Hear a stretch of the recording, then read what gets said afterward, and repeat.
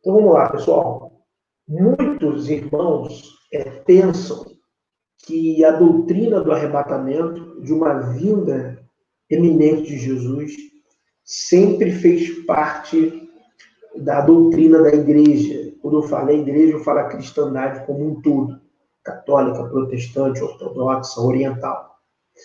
Entretanto, essa doutrina que se formulou precisamente, ganhou um corpus sistemático a partir do século XIX, ela não fazia parte de uma corrente teológica de pensamento da igreja como um todo, da instituição, de todos os ramos do cristianismo. Nós vamos ver que era um pensamento que estava incipiente em alguns grupos específicos. Você tinha correntes minoritárias cristãs que acreditavam em uma determinada vinda de Cristo. Só que nós vamos ver que até essas minorias não tinham uma linha única de se interpretar esse fato, mas que essa interpretação e esse pensamento, eles tinham pontos diferentes nas correntes em que eles estavam sendo desenvolvidos. Então não era algo difuso em todo o cristianismo, não era uma crença efetiva da igreja, tá? Não era algo desenvolvido, mas teve um start, teve um início, e que aí sim essa doutrina do arrebatamento, como nós temos hoje no Brasil e Estados Unidos, ela ganhou força, tem mais ou menos 200 anos, especificamente na Escócia, Reino Unido, Escócia, Inglaterra, Irlanda, País de Gales, posteriormente nos Estados Unidos. E atingiu a Europa, atingiu outras classes denominacionais, como adventistas, metodistas, desenvolveu-se nas Assembleias de Deus pelos estudos de John Derby, que pertencia aos irmãos Piemonte, que esse nome Piemonte traduzido em português, eu não lembro agora, mas é tipo irmãos exclusivos, Era uma sociedade de igrejas, que dali também surgiu, a igreja, algumas pessoas que fundaram a Igreja Unida, de onde saiu uma sociedade chamada Assembleia dos Homens de Deus, que essa Assembleia dos Homens de Deus, posteriormente, se tornou a Assembleia de Deus, Assembly of God, e aí veio, no Brasil, a partir de Daniel Bergo Lavigne, que foram mentorados por Charles Fox Parham, veio a acontecer, então, a Assembleia de Deus do Brasil, E aí essa doutrina se difundiu. Então, resumindo aqui, tem um lastro. Você vê que não dá para botar isso tudo numa apostila, gente? É para escrever um livro. Então, você vê que tem um lastro, como essa doutrina chegou no Brasil. A gente fez um caminho, Então, vamos agora do século, olhar para o arrebatamento, do século XIX para trás. Como é que isso surgiu, como foi visto, por que isso aconteceu no contexto da igreja, da história da igreja. Tá bom? Então, pega a apostila aí, vou botar a tela cheia aqui para vocês, tá bom? E a gente vai lendo aí. Tá? Qualquer pergunta que vocês tiverem, vocês podem fazer, tá bom? Então, vamos lá. No século XVI, havia uma especulação por parte de aderentes ao pensamento proto-reformista de que o papado era o anticristo. Ou seja, por causa das corrupções, dos problemas que existiam, na questão do clero da Igreja Católica, começou-se por aqueles que já ansiavam por uma reforma, alguns que já queriam mudanças, como a igreja era direcionada e tocada, tá? Lembrando que a igreja protestante, de fato, vai começar a existir a partir de 1517, naquele ato de Martinho Lutero, na Alemanha, castelo de Whitfeld, quando ele vai lá e afixa suas 95 teses. Tá? Então, ali que começa a surgir dar-se nascimento, que historicamente é um movimento reforma protestante. Só que antes de Lutero, já haviam diversas pessoas que eram dissidentes da Igreja Católica que falavam contra o Papa, falavam contra o clero. Se você leu o livro que eu passei para vocês, o livro negro da história do cristianismo, vocês vão ver que a lista é larga. Grupos, pessoas, movimentos que já ansiavam por uma certa mudança, uma reforma na igreja, que já criticavam o Papa e clérigos, bispos e por aí vai, tá bom?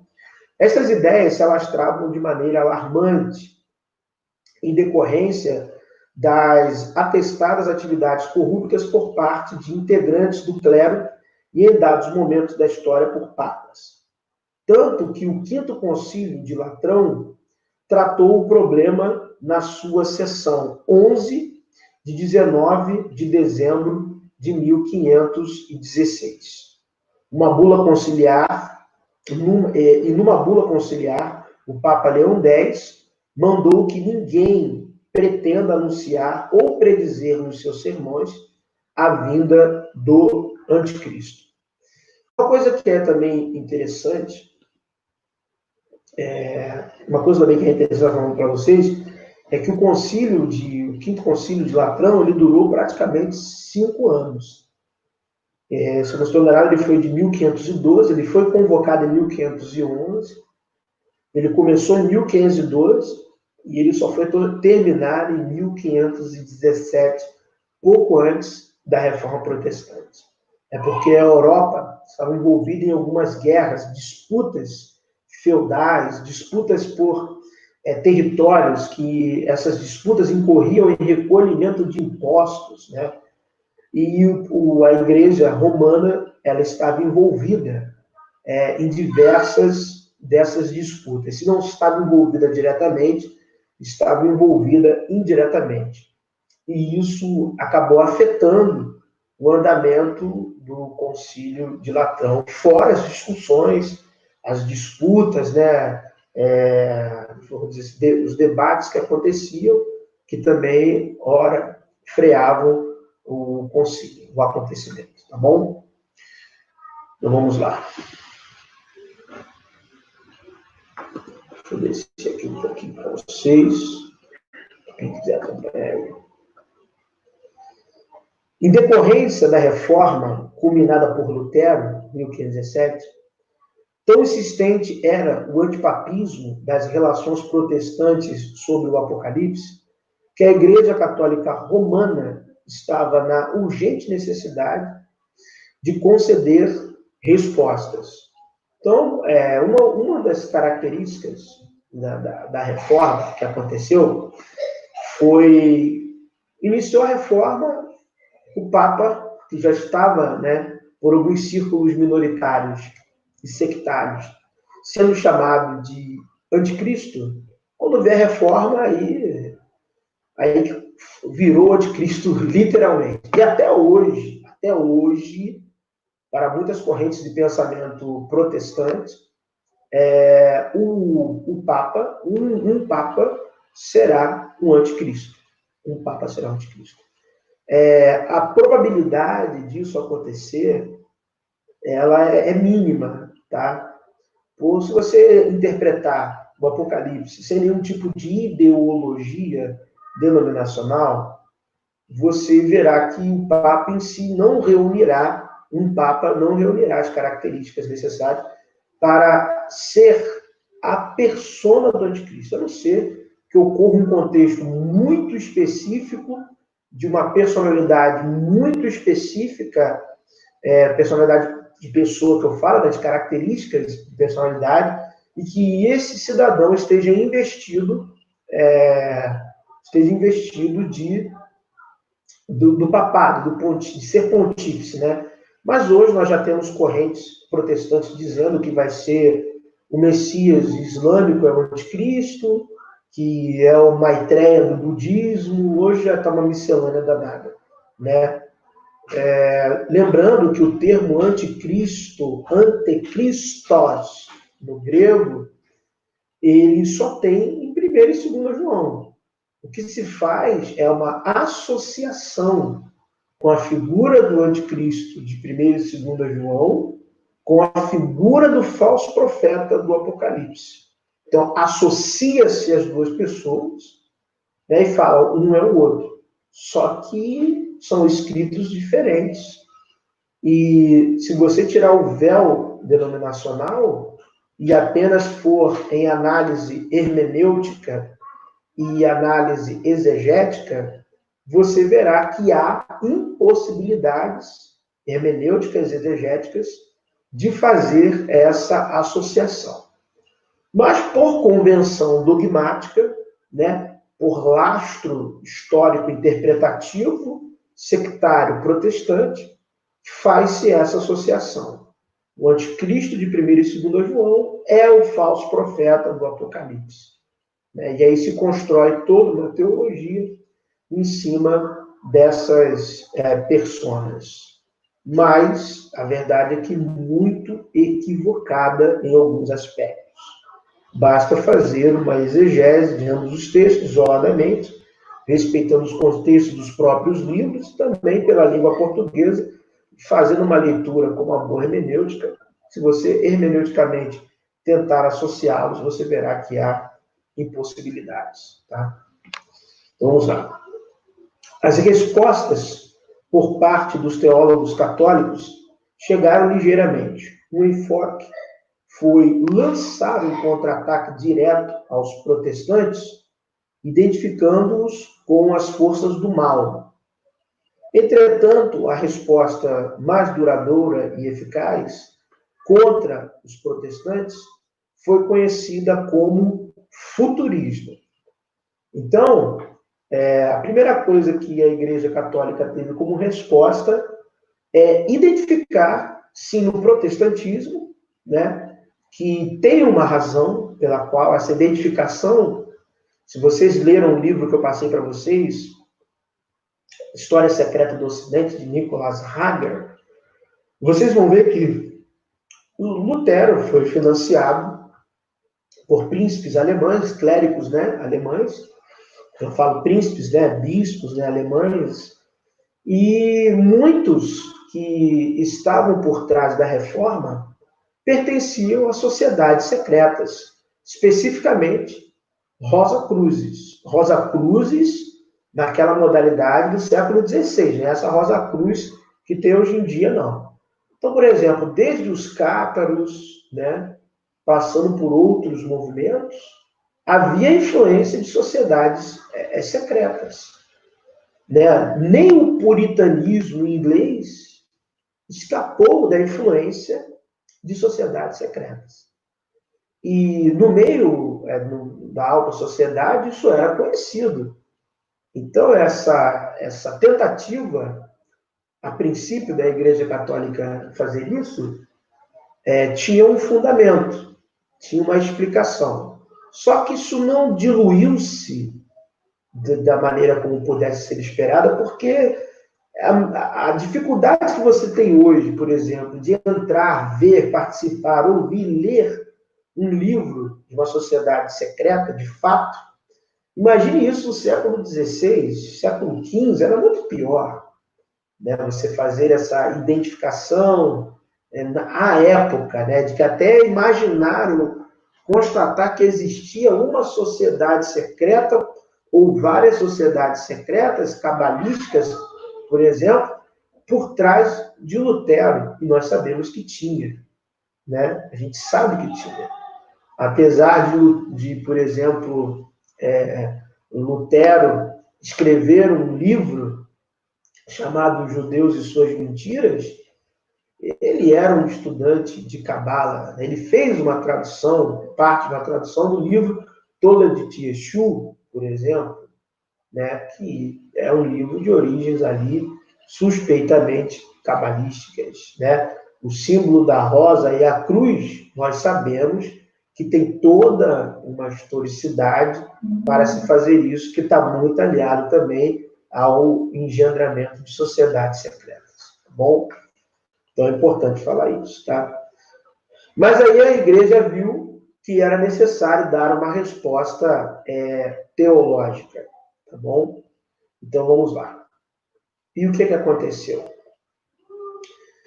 O seu defensor foi quando ele criado o futurismo. O seu defensor foi Francisco Ribeira, 1537, 1591. Um sacerdote jesuíta de Salamanca, Salamanca, e tinha que ser jesuíta, né? A gente sabe aí que os jesuítas estão envolvidos sempre nessas questões. Ele resistiu à tentação de identificar os protestantes com poderes demoníacos e delineou um método convincente para refutar os seus argumentos. Em vez de tentar virar a interpretação eclesial histórica contra eles, desenvolveu uma estratégia alternativa. Qual era a estratégia? A maior parte das visões do Apocalipse disse ainda aguardava cumprimento. Então, olha só. Deixa eu marcar até aqui na apostila para eu explicar. Tá? Então, isso que está espalhado hoje na igreja como um todo, milhões de pessoas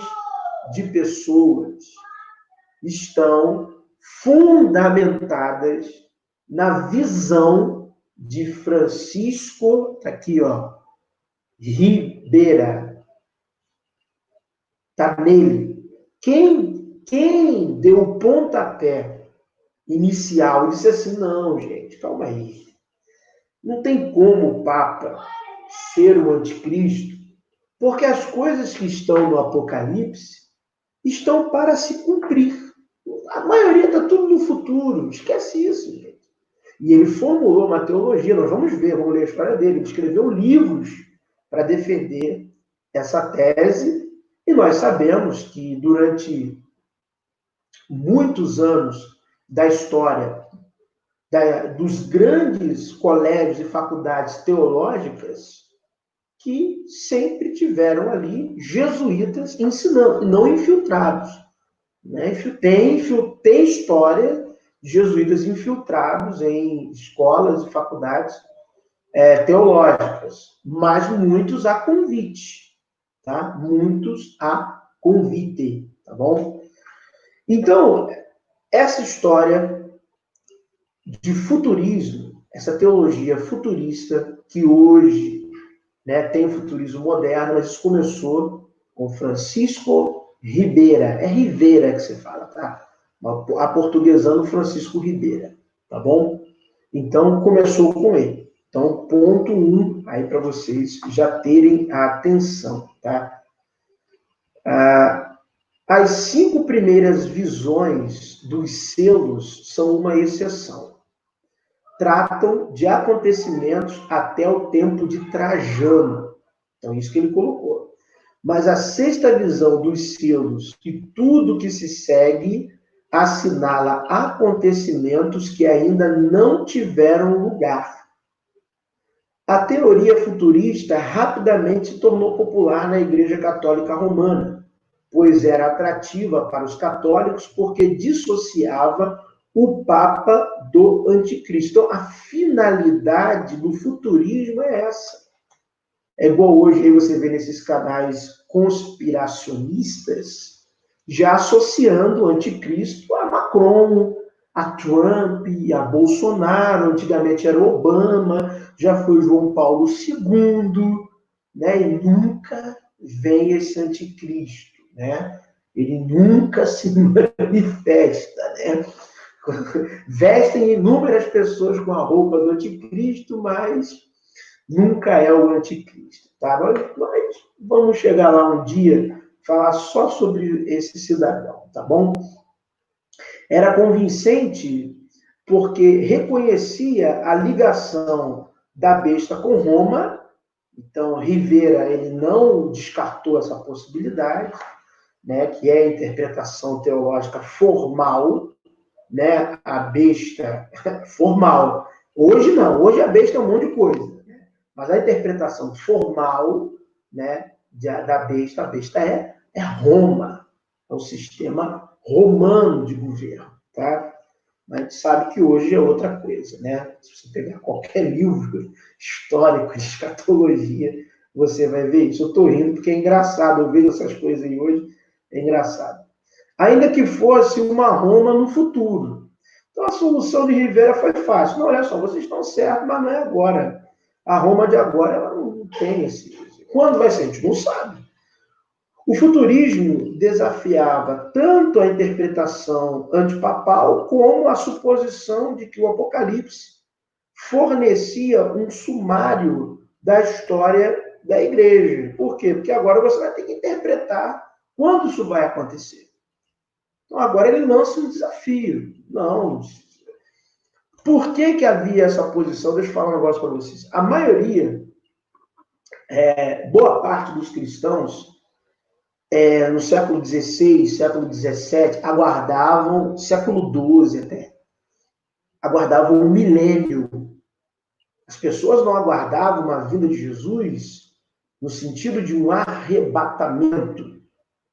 Todo mundo, principalmente esse movimento milenarista, ele teve muita força na Inglaterra, tá? Todos aguardavam um milênio, até porque o milênio agradava, a doutrina milenar, ela agradava tanto aqueles cristãos que aguardavam a vinda de Cristo mesmo, para reinar, e também ela era uma doutrina que, tirando a figura de Jesus à parte, era aguardada também por grande parte daquele judaísmo envolvido com questões cabalísticas, que era muito forte ali entre o século XV e o século XVII. Então você tinha essa questão ali.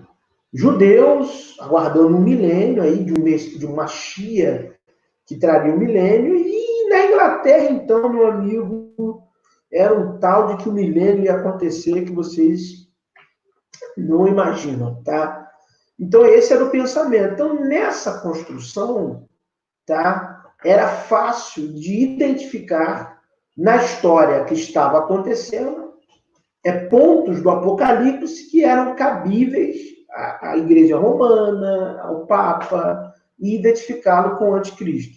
Mas jogando tudo para o futuro, jogando tudo para um sabe-se quando vai acontecer, né? Você tem agora que olhar a história com um olhar mais crítico e teológico, um pouco mais, vamos dizer assim, sem ferramentas de possibilidade de fazer conclusões, tá?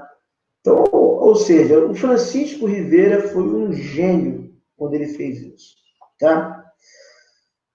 Outra interpretação católica importante, conhecida como preterismo, foi proposta por John Hettenius em 1547. Mas o jesuíta português Luís de Alcazar,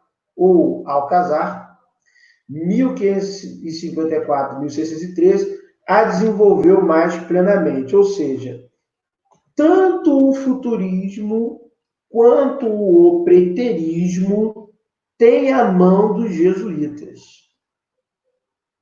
Ou seja, eles criaram a tese, vamos dizer assim, e a antítese, ou a antitese do problema de se vincular o Papa ao Anticristo. Hoje você tem no Brasil uma corrente preterista, né, crescente, que é o quê? Tudo já se cumpriu.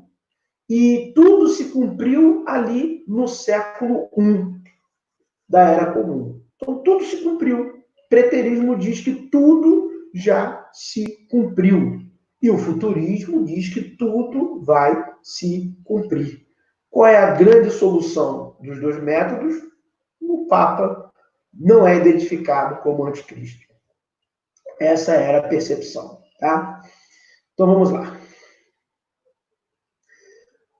Enquanto os futuristas arguiam que muitas das profecias estavam ainda por cumprir-se, os preteristas argumentaram que a maioria delas já se tinham cumprido. Apocalipse 4-11 explicou Alcazar. Trata da perseguição judaica contra os cristãos primitivos e da ruína da nação judaica. Apocalipse de 12-19 resume a fundação da igreja, a queda da Roma pagã e a conversão do império ao cristianismo. A Roma pagã é a besta e Constantino é o anjo que prendeu Satanás. O milênio começou no reino de Constantino e se estenderá até a vinda do anticristo. E a Nova Jerusalém já está presente na Igreja Católica Romana. Vocês veem que tem referência bibliográfica. O preterismo combinava com os católicos porque rechaçava a sugestão de que o Papa podia ser o anticristo e honrava a Igreja Católica Romana. Os seus defensores, no entanto, não estavam limitados aos católicos. Ou seja, até fora dos círculos católicos, haviam pessoas que defendiam a visão preterista. A razão pela qual, em seu momento, tanto o futurismo como o preterismo não foram censurados pela Igreja de Roma, porque o foco era tirar do Papa a figura de ser o anticristo. Mas, pelo contrário, recebidos de maneira entusiasta, pois ambos os sistemas tendiam, à sua maneira, a exonerar o papado da acusação de ser o anticristo. Então, aqui vocês têm a história do nascimento da visão futurista. Ok? É aqui, é com um jesuíta. Tudo está no futuro, gente. Nada está para agora, esquece isso. Quem foi? Foi o assembleano? Isso fazia parte de Paulo, dos apóstolos? Não. Por que que não? Porque a interpretação, lembre-se, irmãos, que os pais da igreja, em grande maioria, eram homens que conheciam o grego. Ninguém interpretou a palavra arpazo, que está lá em Tessalonicenses, arrebatamento. Ninguém interpretou a palavra arpazo como arrebatamento secreto. Não. Arpazo, arrancar com força, tomar com força. Ninguém viu ali um arrebatamento secreto. Tá bom? É importante dizer isso para vocês, tá?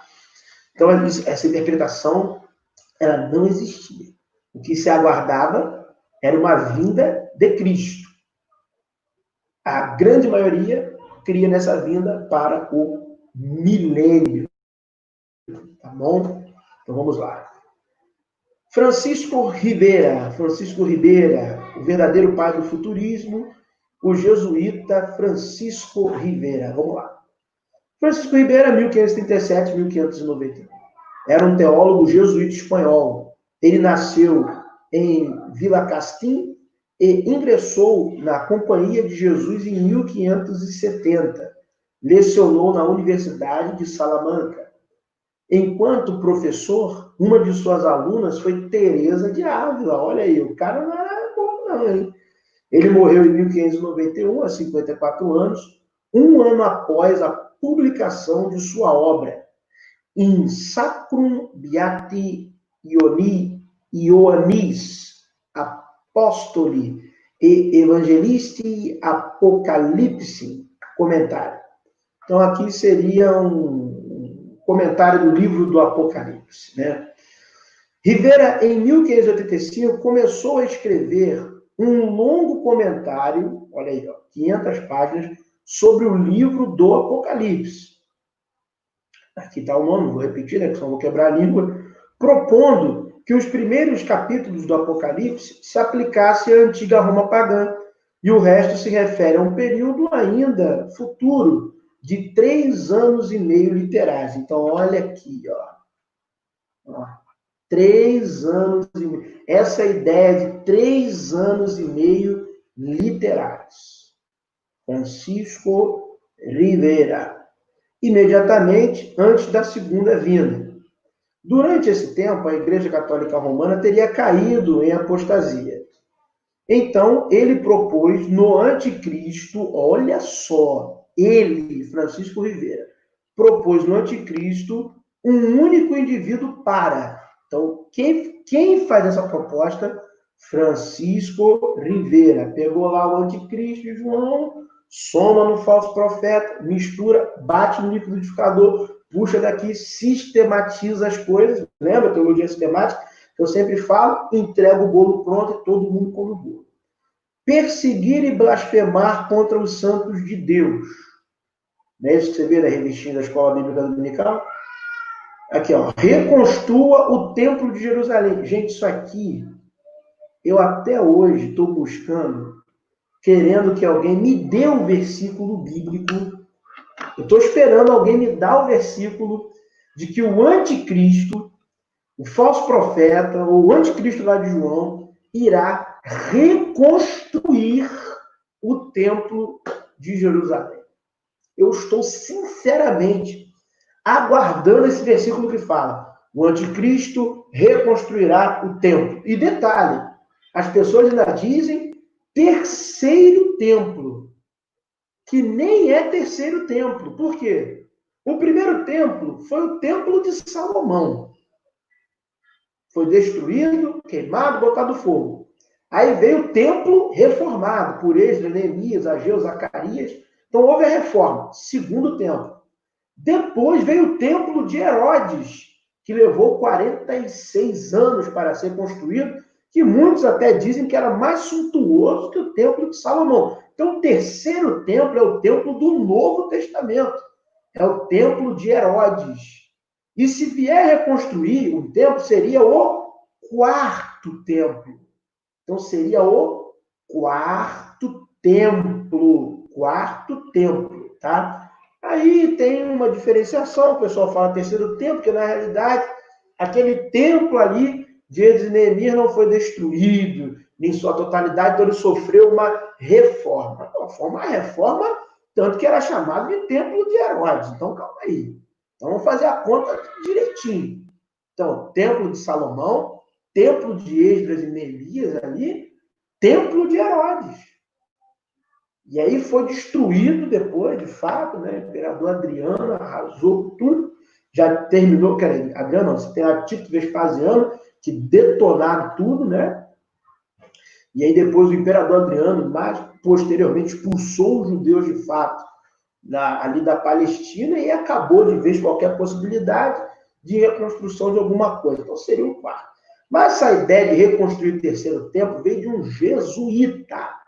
Não vem da Bíblia, não vem da palavra, vem de um jesuíta. Então vamos lá. Ele deve ter chegado às conclusões dele lá. Puxa daqui, como eu sempre falo, né? Teologia sistemática. Puxa daqui, estica dali, isola o versículo daqui, soma com aquele de cá, joga o bolo para cá, bate no liquidificador, entrega o bolo pronto, todo mundo come.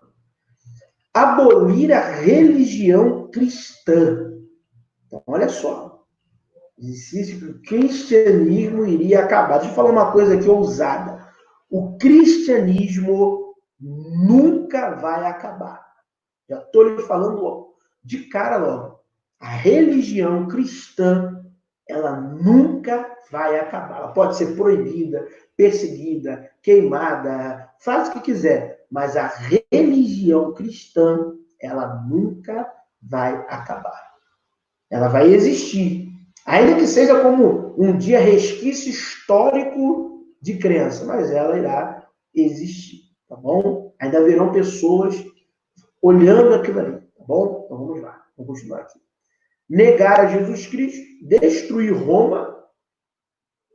Então isso aqui nem é muito falado hoje, pelos proponentes aí, botam que é destruir Jerusalém, né? Ser recebido pelos judeus, então isso aqui hoje está fortíssimo, como sempre. Fingir ser Deus, matar as duas testemunhas, conquistar o mundo. Para conseguir isso, Ribeiro entendeu os 1260 dias, 42 meses ou 3 anos e meio da profecia, literalmente, rejeitando uma interpretação como 1260 anos, tá bom? Então é complicado, gente. Vamos lá, vamos continuar. Alguma pergunta, gente? Eu sei que eu falo muita coisa que não está na apostila, mas foi o que eu falei, não dá para botar tudo na apostila. Então eu li os materiais, daí eu estou passando para vocês. Mas se tiver alguma pergunta, vocês podem falar. Se tiver alguém chorando, contei as lágrimas, não se desespere. Então não vai ter arrebatamento. Eu já estou chegando a essa conclusão. Calma, não entre em desespero ainda. Calma, rapaz. Não abandona a fé, não. Aguenta aí. O conhecimento não pode matar a tua fé, pelo amor de Deus. Vamos lá. As histórias de Margaret MacDonald e John Dewey. Então, o que nós temos aí, né? Nós temos um problema, fazendo um salto lógico aqui na história, saindo do século XVI para o século XIX. Mas nós vamos voltar depois, quem leu a apostila sabe, nós vamos depois ver como que esse pensamento existiu ao longo dos séculos, né? Desde lá do século VII aproximadamente até chegar ao século XIX. Então nós vamos ver ainda isso aí. Mas por que a gente dá um salto agora para Margaret MacDonald e John Dewey? Que é onde fala-se que foram as pessoas que engendraram esse negócio de arrebatamento. Né? Esse negócio de arrebatamento surgiu deles. Né? Isso vem muito de um escritor chamado, eu tenho o nome dele aqui, acho que é Dave, né? Dave deixa eu ver aqui o nome dele, Dave McPherson, né? As pessoas diz que vem dele. Mas nós vamos ver que essa história está mal contada. Eu não coloquei toda a história do livro aqui de Dave McPherson, porque envolve um artigo publicado no jornal, uma série de coisas que ia tornar muito grande a apostila, mas eu falo aqui para vocês a história e nós vamos falar aqui e tirar, né, algumas coisas de cima de John Dewey e Margaret MacDonald, coisas que foram atribuídas a eles indevidamente. Gente, desculpa o barulho aí que meu filho está agitado dessa, ele está brincando, não dormiu, acho que ele não dormiu de tarde, comeu açúcar, meu Deus do céu. Se eu estiver ouvindo ele aí, me desculpa. Margaret MacDonald nasceu em 1815, em Port Grove, na Escócia, e morreu por volta de 1840. Morreu jovem, né? Ela morava com seus dois irmãos mais velhos, James e George, que administravam uma empresa de transporte marítimo. A partir de 1826 até 1829, alguns pregadores da Escócia, então olha aqui, alguns pregadores da Escócia, enfatizavam que os problemas do mundo só podiam ser resolvidos através de uma eclosão de dons sobrenaturais do Espírito Santo. Olha só. A gente já tem aqui um outro lastro que daria uma outra pesquisa. Como que pregadores escoceses começaram um movimento, né, na Escócia de dons espirituais. Por que isso aconteceu? Então, são perguntas que a gente não se faz. Tem muita gente, eu vejo aí falando besteira às vezes, porque eu também acabei aprendendo assim no Condeno as Pessoas, que tudo começa na Rua Azusa. Antes da Rua Azusa, não. Meu amigo, a Rua Azusa, ela reuniu pessoas que já acreditavam nisso, ali nos Estados Unidos. E que muita gente na Inglaterra, Escócia, muita gente na Europa já tinha, assim, um certo pentecostalismo dentro de si. Só não tinha ainda, talvez, esse nome. Então, você tem ali também, no puritanismo, segmentos do puritanismo, holiness, depois veio trazido esse nome holiness, que era um pessoal que já no culto público falava umas línguas diferentes, que já ficava deitado no chão, rodopiando. Então, galera, até o que eu falei, né, a maioria das referências bibliográficas eu tive que pesquisar em inglês, porque, infelizmente, a gente não tem em português livros que estão falando sobre isso. Então, eu não domino o idioma, então vocês veem como que o meu esforço é grande. Eu tenho que pegar o livro em inglês, pegar uma ferramentazinha aqui, um software, traduzir e ali anotando e botando as diferenças para vocês.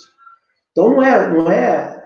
Tem, sim, história para tudo. Porque no Brasil, nós temos pouca bibliografia falando sobre esses temas, tá? Mas já havia movimentos distintos, tá? Nessa questão aí espiritual, de falar em línguas e dom, blá, blá, blá. Isso não é coisa de Rua Azusa. A Rua Azusa foi um ponto de convergência, tá? Foi um ponto em que muita gente se convergeu ali.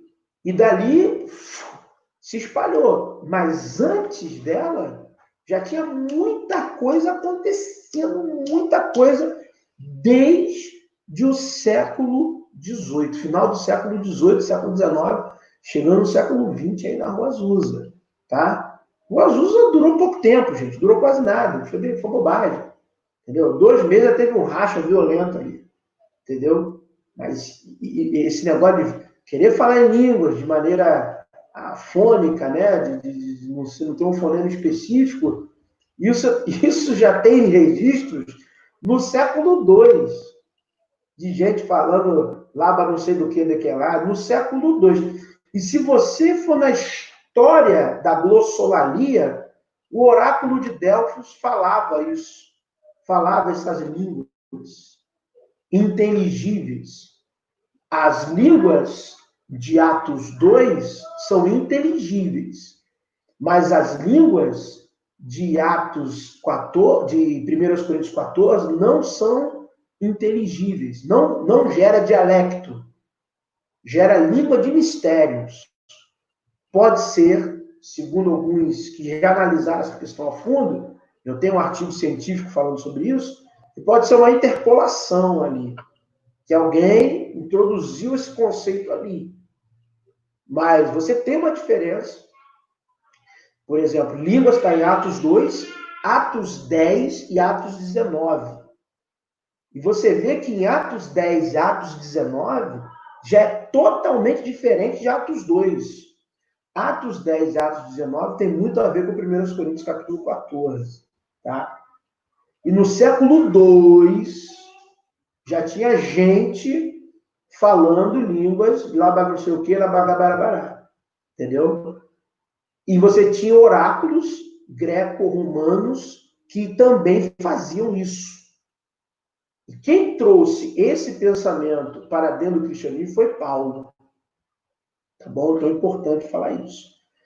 Então, você, fazendo uma pesquisa, você vai longe. Mas, infelizmente, a maioria das bibliografias não estão em português.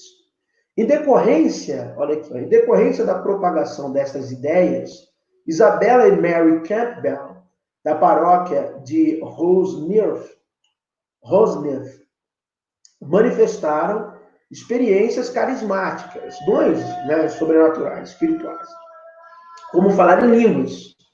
Por volta de 1830, curas milagrosas foram relatadas através de James Campbell, primeiro de sua irmã, Margaret MacDonald, e depois de Mary Campbell, através da carta de James a Mary.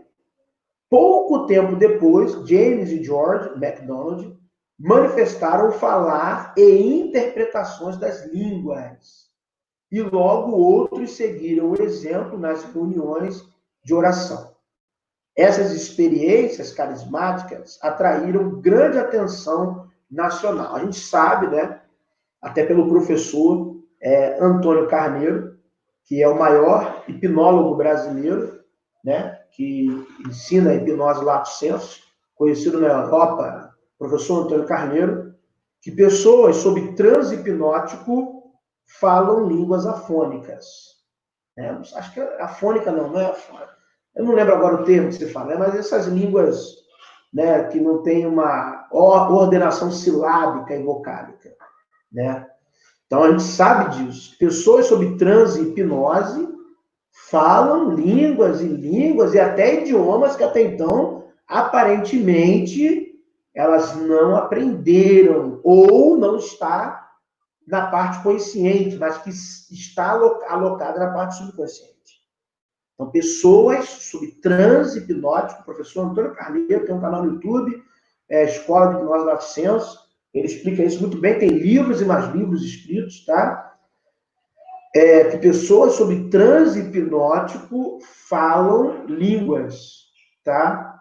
Pessoas sob transe hipnótico falam, isso é um fenômeno humano, tá bom?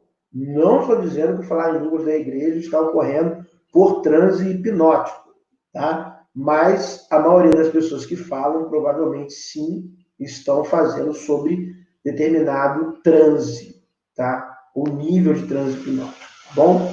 Estou falando ciência e história e estou dando a fonte. O professor Antônio Carneiro tem canal no YouTube, diversos livros escritos, dá curso, São Paulo, Ceará, é o maior hipnólogo do Brasil, tá? Então, muitos vieram para ver e investigar os eventos. Alguns, como Edward Irving, né, da Igreja Irvinita, Henry Drummond, consideravam esses eventos como demonstrações genuínas do Espírito Santo. Está aqui referência bibliográfica, aqui no quadro. Outros, incluindo John Nelson Darby e Benjamin Wills Newton, que os irmãos Plymouth enviaram em seu nome para investigar, chegaram à conclusão de que essas exibições eram demoníacas. Ok? Alisson perguntou, mas falar em línguas na igreja não é algo de natureza espiritual? Tem sim uma conotação espiritual, não é o que muitas pessoas fazem na igreja, não é. E tem também a questão do transe hipnótico. Então, dissociar essas questões é complexo. Eu teria que ter uma aula só para isso. Eu leio os artigos científicos que eu tenho aqui para vocês entenderem, os livros que falam. Então, tem que haver uma dissociação. É igual um vídeo que eu fiz, dissociando espírito imundo, anjo caído e demônio, né? Dissociando espírito imundo, malahim, né? Ó, espírito imundo, malahim, ângelos mensageiro, de daimon, demônio. Então, eu fiz essa dissociação. Tá? Então, tem que ser feita, agora vocês estão vendo, né? Tem que ser feita de igual modo essa dissociação, que, infelizmente, as pessoas não fazem, tá? Deixa eu botar aqui, acertar aqui. Ótimo. Tá bom? Então, é importante vocês saberem disso, tá? Então, vamos lá. John Nelson Darby, 18 de novembro de 1800, 29 de abril de 1882. Foi um pregador anglo-irlandês, figura muito influente entre os irmãos de Plymouth e um dos fundadores dos Irmãos Exclusivos, nascido em Westminster, Londres, e batizado em St. Margaret, em 3 de março de 1801. Batismo de crianças era comum, né? Todo mundo sabe disso. Ele era o mais novo dos seus... ele era o mais novo de 6 filhos de John Darby e Anna Vaughan. Foi considerado o pai do dispensacionalismo e do futurismo moderno. Então, ele tem mais de 1000 escritos. Você tem um site com todos os escritos de John Darby. Todos os escritos de John Darby. É um site... ele está em inglês, né? Mas dá para traduzir, coisa e tal. Todos os escritos de John Darby, todas as cartas, teologia, eu li um pouco, li. Não achei algo muito profundo, talvez para a época dele deveria ser algo muito profundo, como provavelmente daqui a alguns anos alguém lendo isso aqui não vai achar nada profundo também, o que para nós é hoje, né? Mas é um homem de uma inteligência expressiva, ele era um homem inteligente, um escritor, né, por natureza, e deixou um legado aí da sua teologia bem fundamentado, tá? Da parte dele, tá bom? A teologia do arrebatamento, antes da tribulação, foi popularizada, vamos lá, história, ó, foi popularizada extensivamente na década de 1830 por John Nelson Darby e os irmãos Plymouth, deve ser Plymouth, não estou falando deve ser Plymouth, e se tornou ainda mais conhecido nos Estados Unidos no início do século XX pela vasta circulação da Scotsfield Reference Bible. Então vamos lá. Como que surgiu a historinha do arrebatamento antes da tribulação? John Darby desenvolve o futurismo na visão moderna e o dispensacionalismo. Então ele vai lá e desenvolve. Desse desenvolvimento, ele começa a pregar isso, tá?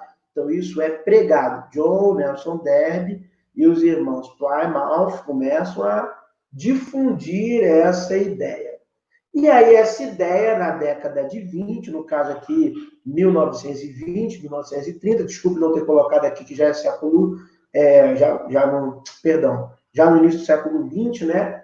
Bíblia de Estudos, né? Bíblia de Referência, Scofield. Nessa Bíblia continha estudos, né, comentários direcionando, né, para um arrebatamento antes da tribulação. Então, eu não coloquei aqui a história, porque parece... Não, deixa eu concluir aqui a leitura. Vamos lá. Em português, do Estudo Scofield.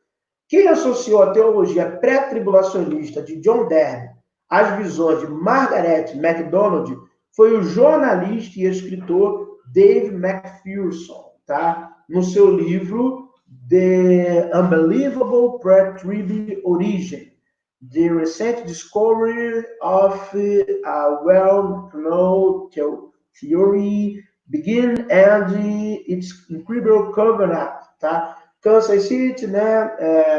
Hershey of American Bible Society, 1973. Mas veremos a seguir que esta atribuição é equivocada. Então, aqui está uma parte da história que é enorme, gigantesca, não dá para colocar na apostila. Vamos lá. Segundo esse escritor, né, John McPherson, em seu livro, ele diz que John Darby foi lá para a Escócia, teve contato lá com o pessoal lá da Margaret MacDonald, e ele é influenciado pelas suas visões, as visões que ela tinha, ele é influenciado, e a partir dessa influência é que ele desenvolve toda a sua teologia do arrebatamento. Só que tem um problema. Diversos historiadores que investigaram essa questão, porque John McPherson, se não me engano, era um escritor, jornalista. Diversos historiadores, pessoas com a capacidade técnica de análise, né, de história, quando foram pesquisar esse fato, viram que não é bem assim a história, tá? Primeiro, que Nelson, como vocês viram anteriormente, condenou os movimentos que aconteciam na Escócia. Então, ele foi lá e ele disse, palavras dele, tá? Tá aqui, ó, referência 5, ó, Wilkerson Paul Richard, pelo bem de Sião, sionismo cristão e o papel de John Nelson Darby. Então, aqui na referência 5, ó, Nelson chegou à conclusão que essas exibições eram demoníacas. Tá? Então, ponto 1. Ponto 2. Quando você lê a carta e um artigo que chegou a ser publicado, tá? Da própria visão da Margaret MacDonald, você não tem ali elementos teológicos técnicos de uma questão pré-tribulacionista. Então, eu não sei o que levou, de fato, McPherson a fazer essa associação, tá? Mas é uma associação indevida.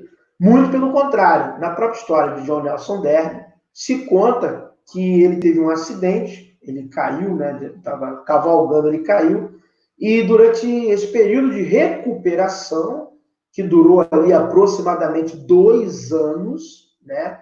É que ele começou a escrever a partir, segundo ele, né? Segundo o que dizem dele ou ele, a partir de conclusões tiradas do livro do profeta Isaías, aí fazendo aquela velha e boa sistematização, passando por Jesus, passando por Paulo, ele desenvolve, ele enxerga e desenvolve que haverá um arrebatamento, uma retirada, né, da igreja antes que ocorra a tribulação. Só que nós vamos ver que John Nelson Darby, a gente não tem um registro histórico se ele estudou ou não em uma faculdade de teologia, né? Muito pelo contrário. Ele conhecia muita gente, isso está na história dele, que eram teólogos e exegetas. Muitas das obras dele, ele teve ajuda, está na historiografia dele, tá em sua bibliografia. Ele teve ajuda e ele cita, sim, grandes nomes da sua época que o ajudaram no seu pensamento, nos seus escritos, tá? com certeza, a probabilidade, né, dele ter tido uma influência do futurismo, né, de Rivera era muito grande. Nós vamos ver por quê. Porque em algumas universidades, por exemplo, na Inglaterra, já se ensinava isso. Nós vamos ver que, por exemplo, Morgan Edwards, que é o fundador do Brown University, ele escreve sobre isso. Então já havia uma influência do pensamento futurista ecoando já fortemente no século XIX. Tanto que você vê essa influência também nos movimentos, vamos dizer assim, que eram nessa questão da eclosão dos dons espirituais.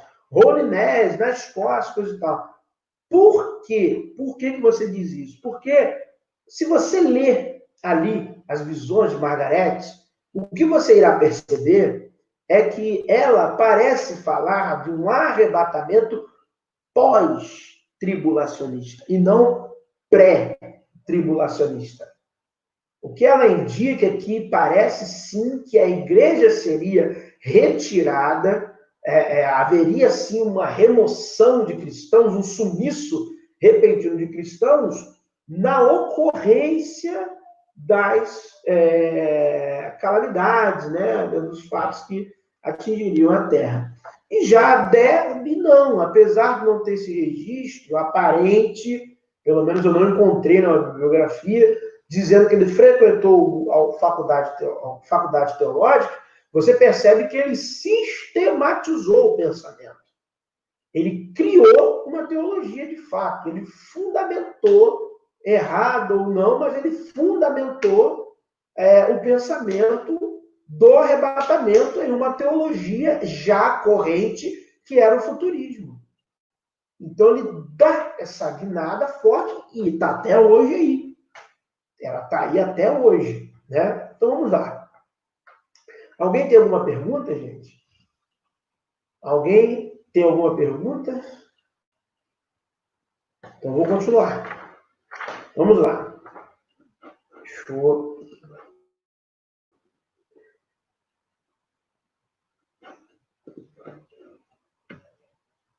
Menções ao arrebatamento antes de John Nelson Darby. Então, John Nelson Darby não é o pai da criança. Ele sistematizou. Ele pegou, isso já existia. Então ele pegou e falou assim, calma aí, vamos montar um negócio aqui. Quero escrever, vamos fazer uma teologia, vamos colocar isso no papel, vamos botar em livro, vamos fazer estudos, vamos embora. E aí ele tocou o barco. Só que o pensamento de uma vinda de Cristo para retirar cristãos da terra não era um pensamento acadêmico, não era um pensamento majoritário, não era um pensamento difundido, mas antes de Derbe já tinha gente aqui e ali, grupos minoritários, indivíduos que pensavam nisso, que tinham essa visão, essa percepção de que, poxa, a gente tem que sair desse mundo. Jesus vai voltar e nos tirar desse mundo. Entenderam? Então vamos lá. Uma pequena pesquisa histórica, um pouco mais acurada, nos demonstrará que as ideias de um arrebatamento secreto antes da tribulação, proposta por John Nelson Darby, ou pós-tribulação atribuída a Margaret MacDonald, não são necessariamente teologias ou crenças originárias de ambos, mas sim que podemos concluir que John Darby apenas foi o primeiro a sistematizar o futurismo na perspectiva moderna, de modo a formar uma escatologia pré-tribulacionista. A seguir, demonstramos uma lista de citações literárias, né, quanto essa aqui, sobre o tema, e as mesmas, atestadamente, foram realizadas antes do surgimento dos escritos de Darby. Então, isso é um fato. Então, vamos lá. Great Jeffrey e o sermão de Pseudo Efraim. Great Jeffrey chamou a atenção dos evangélicos pré-tribulacionistas em um sermão feito por Pseudo-Efraim, intitulado On the Last Times, the Antichrist and the End of the World, nos últimos tempos, o anticristo e o fim do mundo, datado antes do século VII. O autor do sermão escreveu. Então, isso aqui foi visto em um sermão, né, que provavelmente é antes do século VII. Derbe, século XIX. Margarete, século XIX. Futurismo, criador, pai do futurismo, Francisco Rivera, século XVI. Ok? Agora nós vamos ler um trecho de um sermão antes do século VII. Então vamos lá, o que está escrito. Todos os santos eleitos de Deus, reunidos antes da tribulação, que será para vir, são levados para o Senhor, para que eles, a qualquer momento, não possam ver a confusão que domina o mundo por causa dos nossos pecados. Olha aqui. Então, já tinha gente que pensava isso. Não era uma teologia, não havia livros, não era uma doutrina, não era a crença oficial da igreja, não era uma maioria, não era um movimento, não era uma corrente de pensamento, era apenas um indivíduo que estava ali pensando, Jesus vai vir tirar a gente disso. Uma pessoa, ok? Vamos lá. Frank Morata e John Bray e os escritos de Morgan Edwards. Então aqui, ó, Edwards. Em 1995, Frank Morata e John Bray trouxeram à luz o arrebatamento pré-tribulacional ensinado por Morgan Edwards, um teólogo batista do ano de 1700 e fundador do Brown University. Em um tratado intitulado Two Academical Exercises on Subjects bearing the following titles. Millennium, Last Novel, Lighton, sei lá. 2 exercícios acadêmicos sobre seguintes títulos. Milênio, Últimas Novidades. Escrito entre 1742 e 1744. Edwards ensinou que 3 anos e meio antes do anticristo matar as 2 testemunhas de Apocalipse 11, o Filho do Homem aparecerá nas nuvens para ressuscitar os mortos, transformar e capturar os vivos até ele. Então, opa! Nós temos alguém aqui que fundou, a princípio, um instituto universitário, né? E ele escreveu um tratado sobre esse tema. Então, para ele ter essa ideia, ele tirou essa ideia de algum lugar. Então, já havia alguém, agora estamos falando aqui provavelmente de alguém que poderia, vamos dizer assim, ter um status de pretender ou ser um acadêmico que faz um tratado e escreve sobre o tema e era um batista. Ok, gente? Então, isso é importantíssimo. Aliás, perdão, um acadêmico, era um acadêmico, era um teólogo. Então, ele vai, escreve, ok? Então, olha só. Tem mais? Tem mais. O irmão Dolcino e os irmãos apostólicos. Então, olha aí, ó. Um desses textos contendo um conceito com uma semelhança impressionante com o pré-tribulacionismo é um texto do século XIV, intitulado The History of Brother Dolcino, a história do irmão Dolcino, composto no ano de 1316 por um notário, deve ser notório, né? Não sei. Dei mole aqui. Notário? Não. Deve ser notório anônimo, notário? Não. Depois eu vou ver. Por notário anônimo da diocese de Vercelli, no norte da Itália. Este breve tratado latino dá um relato em primeira mão das ações e crenças de um religioso da ordem chamado os Irmãos Apostólicos, sob a liderança do irmão Dolcino de Novara. Os irmãos apostólicos floresceram na diocese do autor entre os anos de 1300 e 1307, vamos dizer assim, 1307. O tratado, originalmente escrito em manuscrito, foi recompilado em 1551 e em 1600 foi usado como fonte material para duas outras histórias eclesiásticas da área. Foi impresso na década de 1740 no Renum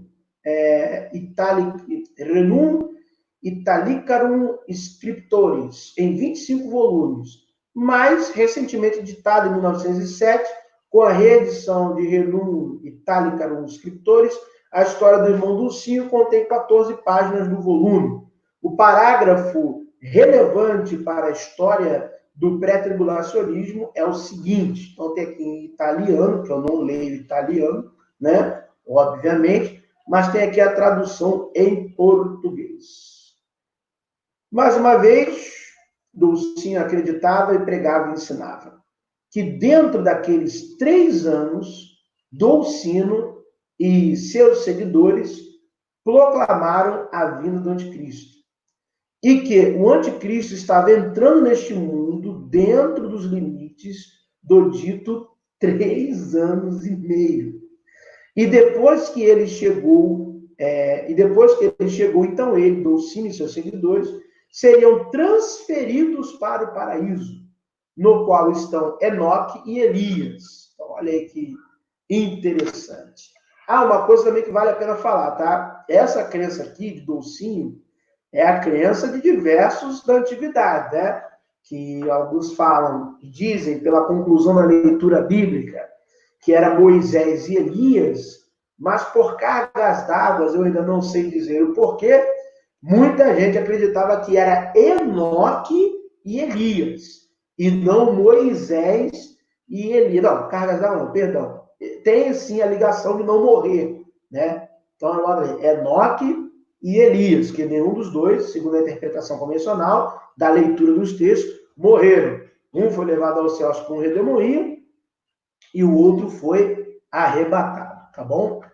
Há controvérsia. Dizem que Elias não foi para o céu, segundo a crônica se fala de um profeta Elias e coisa e tal, mas, segundo a crença, seria essa. E, desta maneira, eles serão preservados ilesos da perseguição do anticristo. Então, Enoque e Elias desceriam sobre a terra para o propósito de pregar contra o anticristo. Então, eles seriam mortos por ele ou por seus servos, e assim o anticristo reinaria por um longo tempo. Mas, quando o anticristo estiver morto, o próprio Dulcinho, que então seria o Santo Papa, 17, não, aqui esse 17 está errado, e seus seguidores preservados descerão sobre a terra e pregarão a fé correta de Cristo a todos, e converterá aqueles que viverão, então, a verdadeira fé em Cristo. Então, a única diferença aqui é que Dulcinho quase que se colocou na posição de Cristo. Parece lógico, então, que o ensinamento do arrebatamento de Dulcinho, como é relatado em a história do irmão Dulcino, Dulcino, também foi exegeticamente baseado em Apocalipse 11. Dulcino provavelmente viu o arrebatamento dos santos, simbolicamente retratado na ascensão das 2 testemunhas em Apocalipse 11 e 12. Isto está de acordo com muitos comentários medievais sobre o Apocalipse, e em que 1 Tessalonicenses 4:17, uma descrição bíblica importante do arrebatamento dos santos é citada como uma referência cruzada interpretativa à passagem sobre a ascensão das 2 testemunhas de Apocalipse 11, está aqui a referência no item 8. Beleza, meus amigos? Então, vamos lá. Alguém tem alguma pergunta? Alguém tem? Não tem? Então, vamos lá. Conclusão. Sermões e estudos que pretendiam identificar um retorno ou vinda iminente de Cristo podem ser observados desde os tempos anteriores ao século XIX, seja no intuito de orientar construções teológicas para a Contra-Reforma reafirmaram o conceito milenarista ou um arrebatamento dos santos. Conclui-se, por observação e análise dos fatos históricos apresentados, que variações interpretativas escatológicas acerca de um retorno de Cristo sempre existiram por parte de diversos grupos em toda a cristandade. E, historicamente, encontramos fragmentos destas crenças desde o início da Idade Média até chegar ao século XVI, quando é desenvolvida uma formulação sistemática gerando o futurismo. Quando, então, difundido, no século XIX, diversos grupos assim também estavam expressando suas crenças e formulando suas teologias, provavelmente a partir da teologia futurista já estabelecida. A vinda de Cristo, retorno ou segunda vinda, não era expressamente uma crença oficial de toda a Igreja católica e protestante, mas sim uma crença de grupos específicos que, ao longo dos anos, foram se propagando e perpetuando até que se tornou contemporaneamente um dos dogmas teológicos oficiais por grande parte do cristianismo protestante. Então, tá aí, meus amigos, na última parte das nossas referências bibliográficas. Então, qual é a conclusão que chegamos? Tá? Quando Rodrigo Silva, Augusto Nicodemos Lopes, Fábio Sabino, né, que são doutores, são homens que têm doutorado, que têm mestrado, eles falam que o arrebatamento não era uma crença da igreja, isso é verdade. Não era uma crença da cristandade, tá? Em grande maioria, não se aguardava uma vinda iminente de Cristo, uma vinda iminente de Cristo. Isso não fazia parte do dogma teológico da igreja ou da crença pré-estabelecida da igreja. Mas dizer também que essa visão não se conhecia ou não se via antes do século XIX também está errado.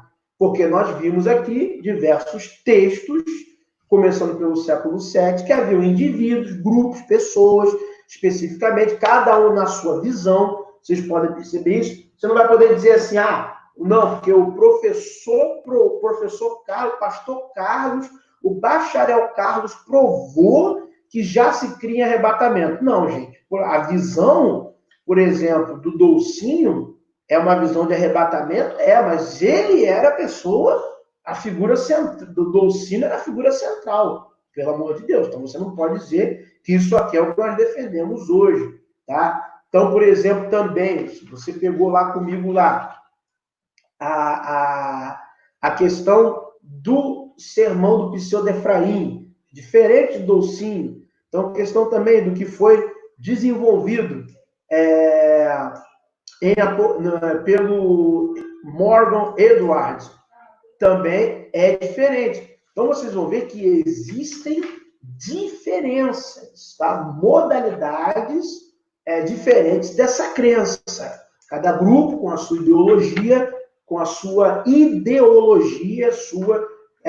seu desenvolvimento teológico próprio. E aí você tem, sim, no século XIX, John Nelson Darby, colocando isso no papel, dentro de um grupo religioso muito forte, né? Os irmãos exclusivos, os irmãos Plymouth, né? Que eram pessoas influentes, pessoas que fundaram, né, igrejas direta e indiretamente, até com nomes diversos, né? E aí essa crença se popularizou, tá? Então, historicamente, academicamente, é isso. Então, é da mente que se partiu para a Bíblia.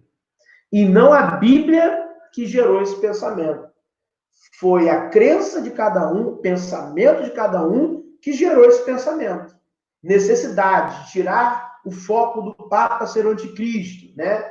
Necessidade de grupos específicos, conclusões teológicas de teólogos individualizados, Francisco Ribeiro, por aí vai.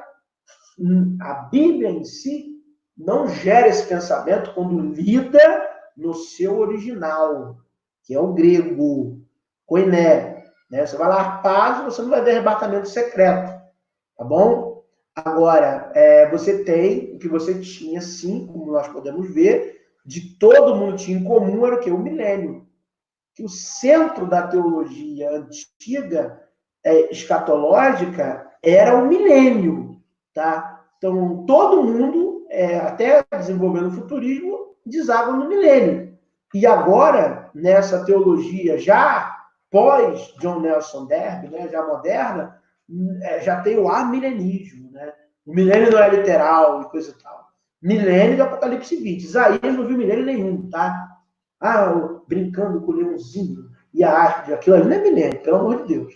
Milênio é o que está em Apocalipse, capítulo 20. É ali que está o milênio. E esse milênio era aguardado, tá? Em correntes judaicas, tirando os escritos apocalípticos, a apocalíptica neotestamentária é fruto da apocalíptica judaica, né? Então é o que você tem. Agora, cabe a cada um ter a sua opinião, né? E a sua fé sobre isso. Não necessariamente que seja a verdade, né? Porque nem tudo aquilo que nós cremos é verdadeiro, né? De âmbito geral. Pode ser verdadeiro para mim, a minha verdade pessoal, tá? Mas não uma verdade geral ou até uma verdade bíblica. Então, historicamente, é isso aí. Pessoas pegaram os textos e interpretaram da maneira que lhes cabia pelas suas necessidades diversas, tá bom? Então, essa é a verdadeira história e origem do arrebatamento. Essa é a verdadeira história e origem do arrebatamento. Então, por exemplo, as igrejas reformadas, de fato, igreja reformada, igreja calvinista reformada, não aguarda arrebatamento, não espera arrebatamento, não virá para reformado arrebatamento, não estão aguardando uma segunda vinda de Cristo em glória para arrebatar a igreja. Adventista acadêmico, adventista estudioso, adventista que frequenta o Instituto Ellen White, por exemplo, não aguarda um arrebatamento, aguarda uma vinda de Cristo e uma instauração de um reino milenar. Tá bom? Essa é a interpretação formal da igreja. E aí surgiu o preterismo, isso foi sendo deflagrado, né, em determinada era da história, e por aí vai.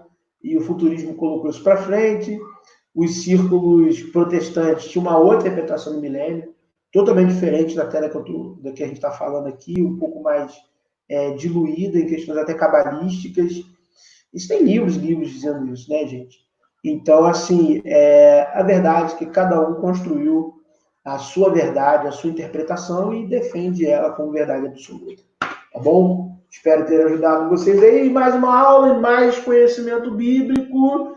Eu vou fazer algumas correções na apostila, boto uma capinha e envio uma versão final para vocês, tá bom? Em nome do Senhor Jesus. Gente, alguma pergunta? Deixa eu botar aqui.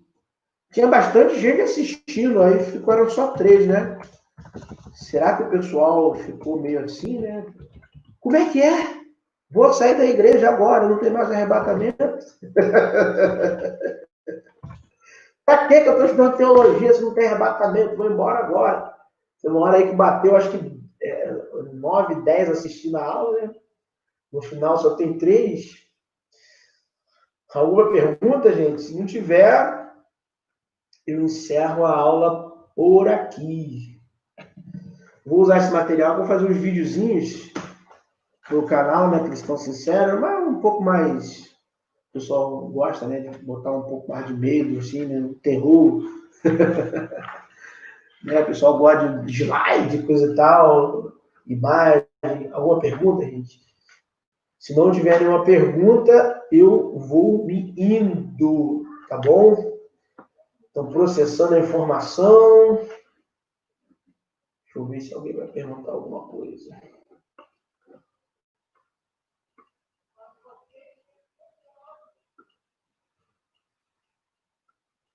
Sim.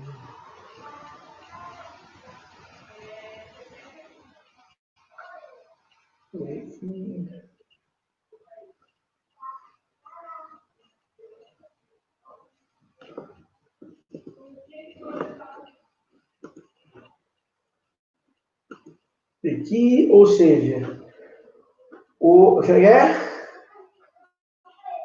Ou seja, não vai ter arrebatamento. Olha, provavelmente não. Provavelmente não. Ninguém aguardava isso como posição oficial da igreja. Isso foi sendo moldado, né, ao longo dos séculos. E é uma corrente que ganhou força. Mas isso não era o pensamento.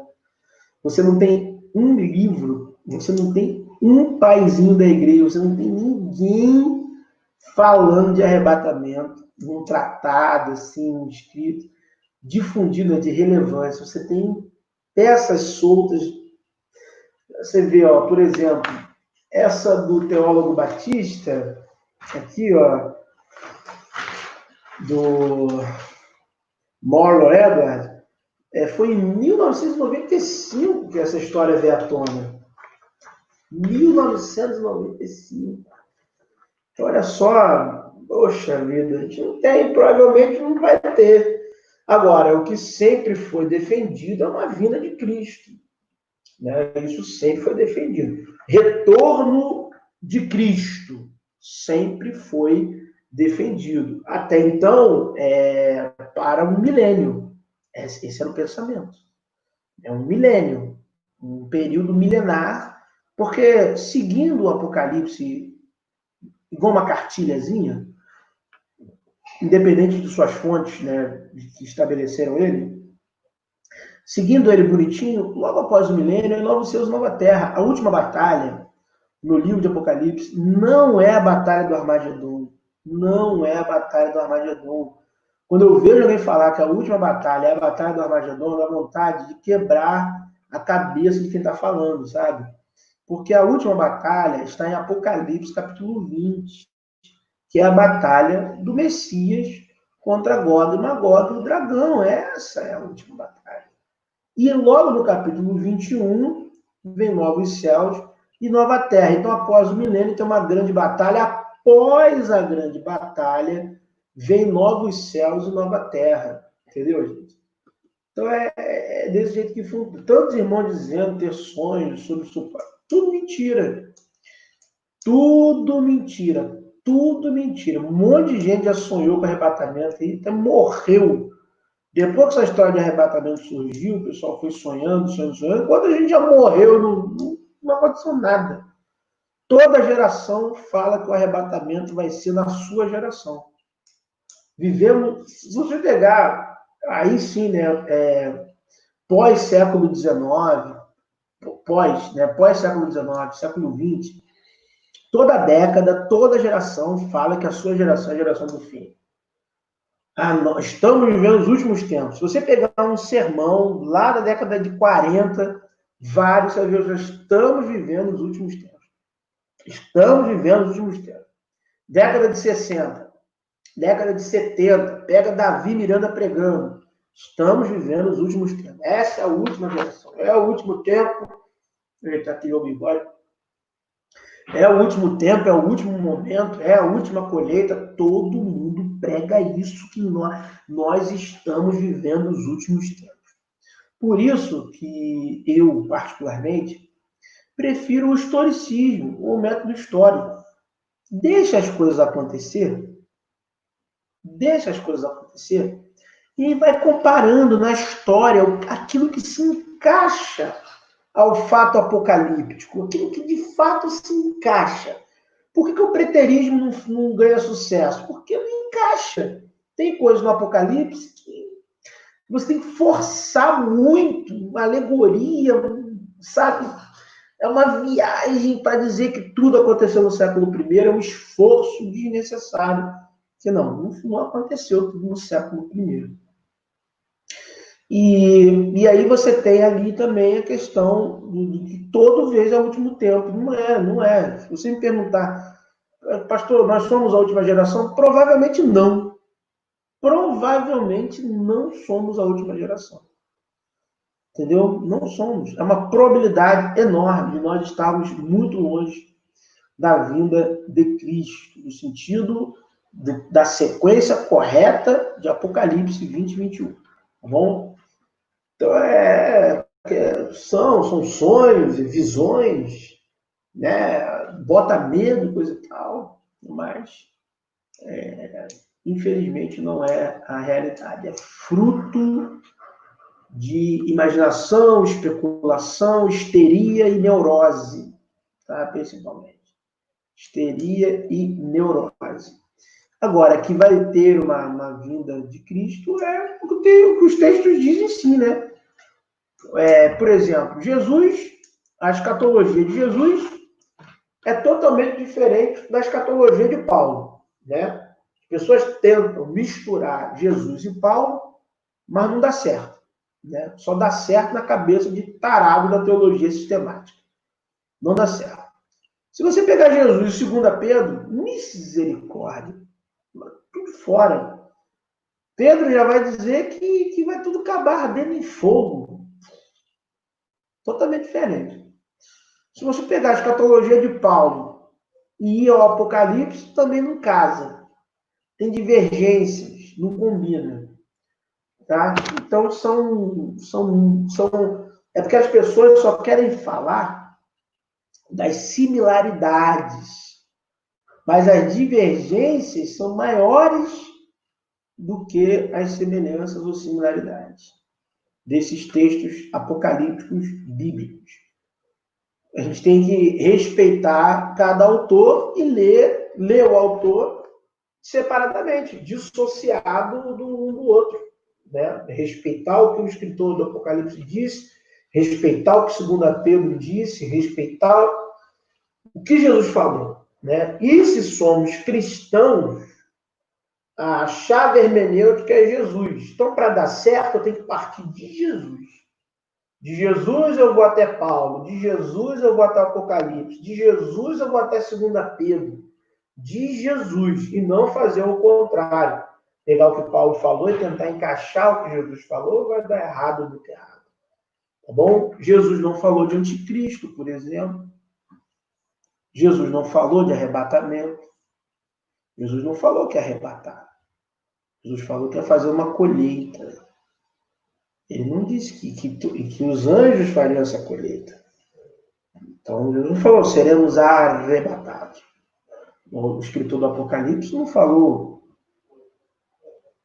Então, é complicado. Isso lendo no português, né? Hermeneuticamente, usando a palavra que está ali no português. Né? Arrebatamento. Agora, no grego, aí piora. Não tem jeito. Bom, mas é isso aí. Tem que estudar e ir de encontro ao conhecimento correto e saudável. Tá bom, pessoal? Deus abençoe a todos os irmãos que assistiram.